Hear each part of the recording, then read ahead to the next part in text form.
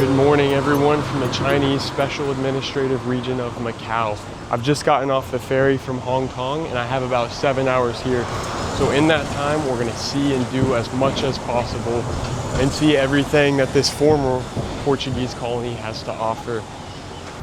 I've come across a square and you can instantly see the Portuguese influence in the architecture of the buildings as well as the tiles on the ground.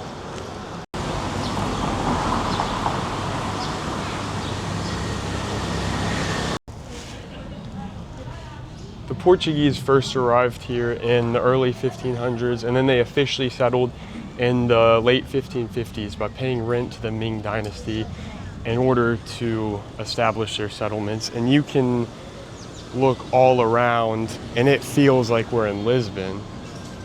We've made it to our first stop, the Monte Fort. This was built by 16th century Jesuits and offers an amazing view of the Macau skyline. And there you can see the Grand Lisboa Casino, possibly the most iconic building in this entire skyline. And so this fort sits right in the Macau Historic Center. And if you look just past this cannon here, you can also see, piercing through the clouds, the Macau Tower. And just over here, we have the ruins of St. Paul's. Originally the Church of Mater Dei and St. Paul's College. This was known as the Vatican of the Far East. It was destroyed by a devastating and unexpected fire in 1835. Let's see if there's anything on the other side. You can see some of the original grounds of the site prior to reconstruction. And back on the other side, just down these stairs, you have an extremely Western looking plaza. And this just goes to show, you don't need to be in Europe to get your annual dose of Euro summer, because they've got it all in China with reminders of where you really are lurking in the background. Obviously, all the shops, the cobblestone, and the architecture, this would really throw me off if I pulled it on GeoGuessr. Here's a statue of Matteo Ricci. He was an Italian Jesuit who came to Macau in 1582 and spent a year here studying Chinese history and culture and language.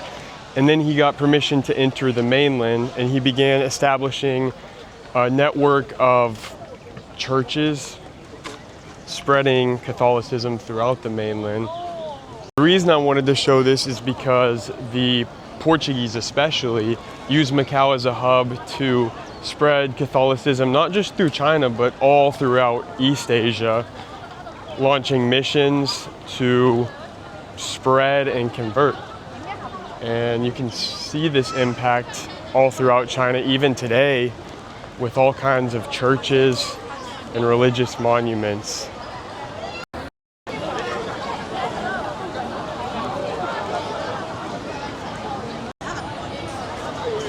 It looks like it might be beginning to rain here, but we only have one day. So rain or shine, we are gonna make the most of our time here, even if it means getting a little wet.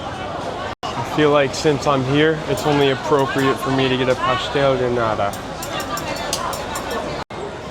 They've got the looks down, crispy, but let's see, does it pass the taste test? We'll walk and eat because we've got places to be as we navigate through the many.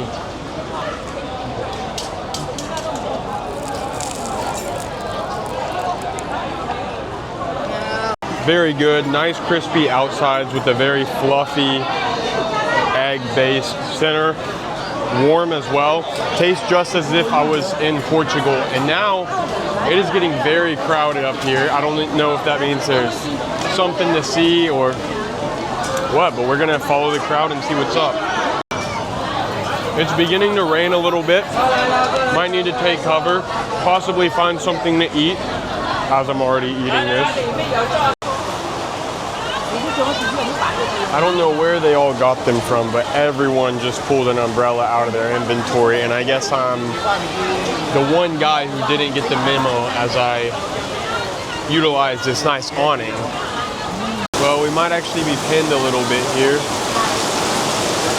See, the thing is, I don't mind getting it wet at all, but my camera and microphone have a different story to tell. The downpour has just continued to get worse and worse, and so I ended up coming into this restaurant across the street, and it worked out perfectly because I get to try this, which is a pork chop bun.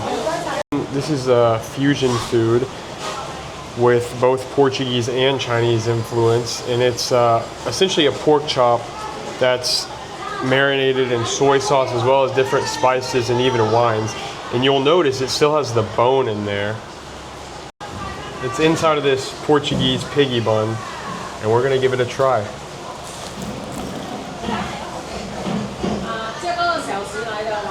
That is very nice. Wow. The bun is very crispy and hard on the outside, but soft on the inside. And the pork chop itself is actually pretty soft, and the warm mayo in the center brings it all together. And I've also got this milk tea to pair with it, so of course we're gonna give that a try. Pinky out on this one.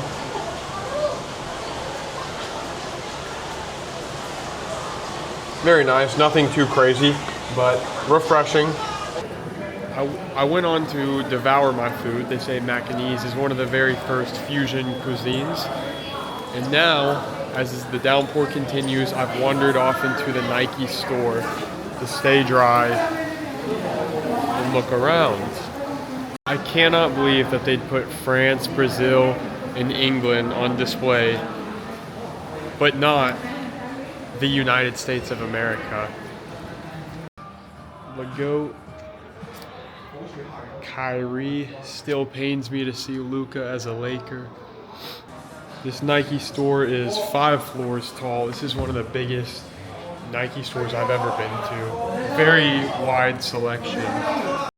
I've been stalling, but I must conquer the rain. We have more to see, and my ferry leaves here in a few hours, so I'm gonna teleport to the next place. I've arrived at the Cathedral of the Nativity of Our Lady, and you can just see all the different Portuguese style pastels all across the walls. This cathedral was first built in wood in 1623 and then stone in 1850. After 24 years, the cathedral was destroyed from a typhoon, and so it was rebuilt in the early 1920s. And I think they did a pretty good job. It just amazes me so much that this is in China. I would not picture cathedrals in China to look so Mediterranean. And yet, here we are. And there you can see Mary herself of the Immaculate Conception. And of course, Joseph. It's still raining a little bit, but it's miraculously started to clear up. And I just want to show you where I am real quick. This is the cathedral we were just in. And once again, would you ever guess China? Personally, even having done my research before coming here, I don't think I would have.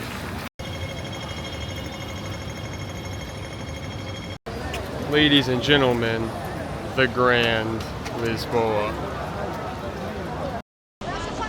Let's go inside.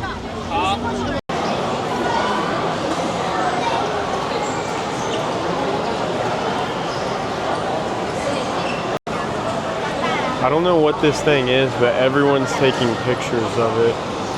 So it must be important. Okay, it's the Fortune Emerald and the Star of Stanley Ho. Basically, A very nice emerald and a very nice diamond that are both barely outside of my price range, but it's cool to look at them.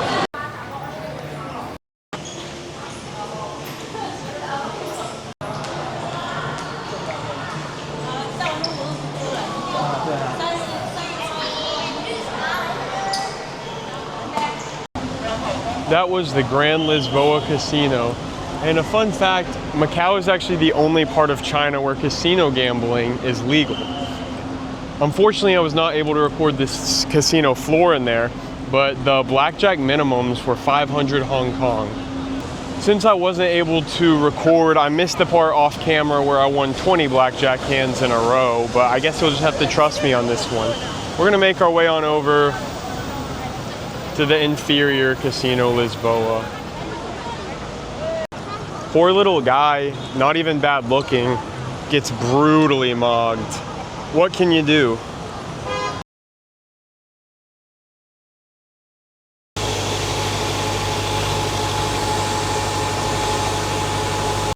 Outside of the historical districts, you obviously see a lot less Portuguese architecture and a lot more modern architecture.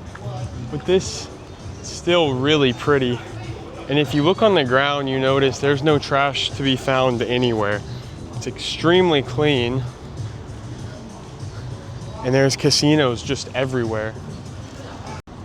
I will not have time today to go to the Macau Tower because it's extremely isolated from everything else that I want to see. But even from a distance, you can just see how it pierces the sky. And I actually just saw some people bungeeing off of it, which looks terrifying, but props to them.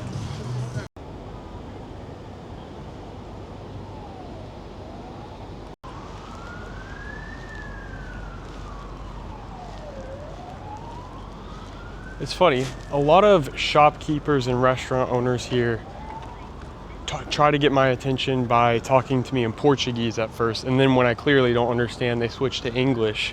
The main language here you hear spoken on the streets is Cantonese, similarly to Hong Kong, but a lot of people speak Portuguese and English as second languages, especially those working in tourism. I've decided to cut through this mall to go to the MGM Museum, which is what I want to see. The aircon in here is pretty nice, although the weather today, apart from the rain, has been pretty nice temperature-wise. Not too hot, a little humid though, I will say. The Poly MGM Museum. I've been seeing these Haha Lulu everywhere. Don't know if I'm pronouncing that one correctly. But apparently it's meant to be a gourd, which symbolizes good luck in Chinese culture. So at the bottom floor here below the museum, you have once again another casino, but we're gonna go up and see what's up there. Also, if you look up, you can see the building itself, the iconic bronze, blue, and gold tower.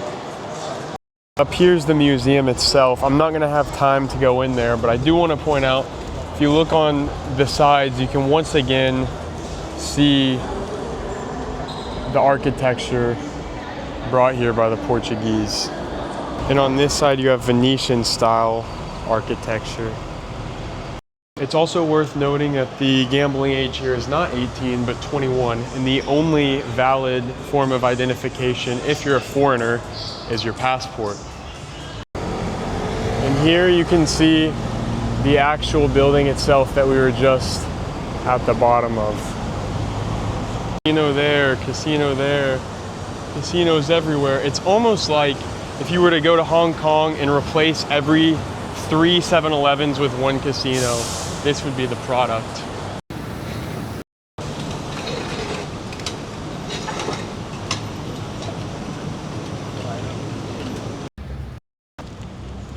There's just lots of greenery all over this city, as you can see.